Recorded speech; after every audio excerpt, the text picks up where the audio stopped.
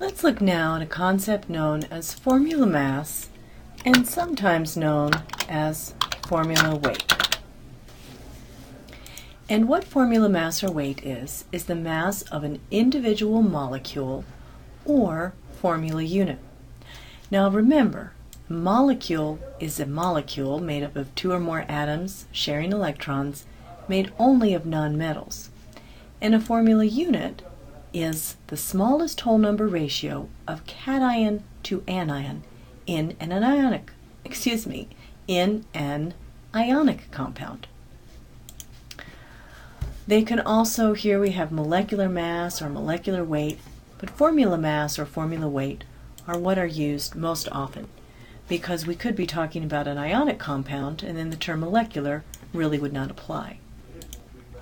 To get the mass or the weight of an individual unit, whether it's the molecule or formula unit, what we do is we sum the masses of the atoms. And we get the masses from the periodic table. Remember, the mass is down here as an average, a weighted average of the isotopes that naturally occur for that element.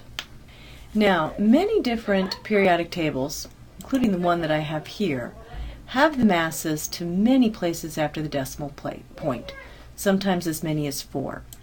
When you're doing calculations, that can get a bit tedious. So I recommend when you're calculating formula masses that you use the masses found in the periodic table in your textbook. That way your answers will match more closely the answers at the back of the book and the answers on Mastering Chemistry, and it'll save you some time because you won't have to punch in all those extra digits or write those extra digits down. So let's look at determining the mass of one molecule of H2O. One molecule of H2O has 2 hydrogen atoms and 1 oxygen atom. So we multiply the mass of one hydrogen atom by 2 and add that to the mass of 1 oxygen atom. Now remember, since we're just talking about individual atoms, our unit is going to be atomic mass unit, AMU. And the sum here is 18.02 AMU. Now pause the slide and see if you can calculate the formula mass of this compound, and also go ahead and name it while you're at it. Okay, let's look at naming. We know that it's not an acid because it doesn't begin with hydrogen, and we notice that the first element in the formula is a metal. Therefore, it must be ionic. So we're going to go ahead and name this cation. And this is a type 1 metal according to your book. And by according to your book, I mean your book calls these type 1. Most chemists know these as cations with non-variable charges. So because of that, we don't need to indicate its charge. And then we look at this. Oh, I noticed I didn't write my formula right. Then we look at this and name it, and this is the polyatomic ion sulfate. Okay, now let's look at calculating the formula weight.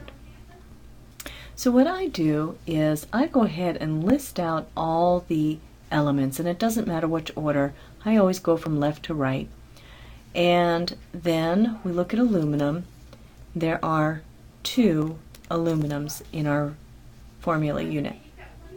There are 3 sulfurs because it's 3 times 1. And there are 12 oxygens because it's 3 times 4. Then we look at the periodic table and find the elements aluminum, sulfur, and oxygen, and write down the atomic mass. Now I'm going to use the atomic masses that are found in your textbook just for clarity and to keep it simple.